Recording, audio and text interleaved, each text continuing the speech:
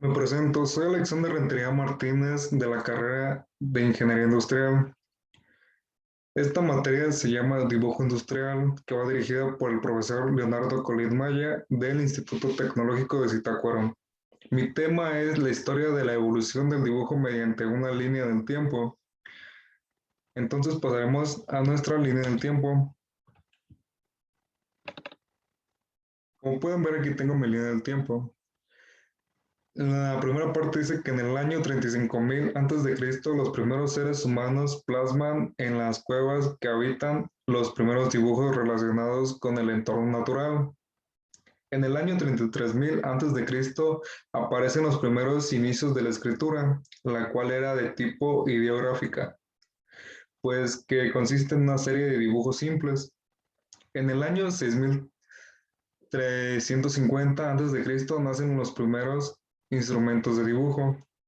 En el año 3000 a.C. surge en Mesopotamia la escritura pictográfica, la cual consiste en una serie de dibujos formados por líneas fáciles de interpretar. En el año 2144 a.C. aparece la primera manifestación conocida del dibujo técnico representado por una estatua llamada El Arquitecto. En el año 2050 a.C. se crean tintes a partir de sustancias naturales en Egipto, se crean instrumentos de mayor precisión y se perfeccionan las tácticas existentes y los dibujos se plasmaban en píparos principalmente. En el año 1650 a.C. se crea el píparo de Ames, una obra contenido geométrico dividida en 5 partes, las cuales son la aritmética, la estereotomía, la geometría y el cálculo de pirámides. En el año 1300 a.C., en Grecia, el dibujo sufre un cambio radical, puesto que pasa de la representación de la naturaleza a la representación humana. En el año 600 a.C., en Roma, el dibujo artístico decae rápidamente debido a que las constantes guerras que enfrentaba el Imperio Romano, esto logró mediante la creación de planos, lo cual significó un avance tanto para la arquitectura como el mejoramiento del dibujo técnico. En el año 400 a.C. se inventa la tinta. En el año 300 a.C. aparece Euclides, matemático griego. Su obra principal fueron los elementos de geometría. Después, en el año 262 a.C., Arquímedes, notable matemático e inventor griego, que escribió importantes obras sobre la geometría plana. En el año 235 a.C., Apolonio de Perga, su mayor aporte a la geometría fue el estudio de cónicas. En el año 100 después de Cristo, en China, Cailun fabrica por primera vez el papel, un elemento fundamental en el desarrollo tanto del dibujo como de la escritura.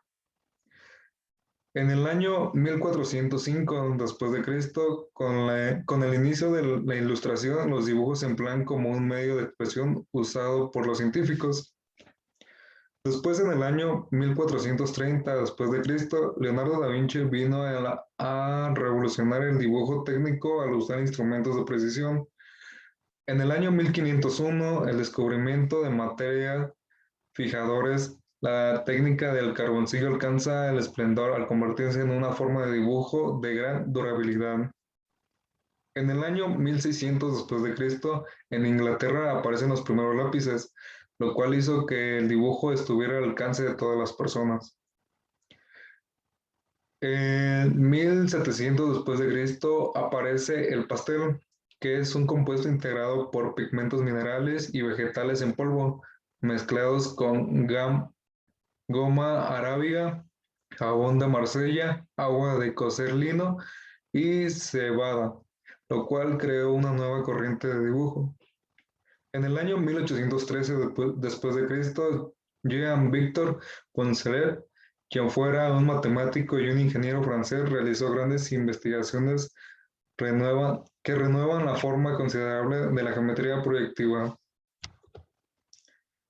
Después, en el año 1965, después de Cristo, sale al mercado el primer programa llamado CAD, que es el diseño asistido por computadora, lo que cambiaría el dibujo técnico para siempre.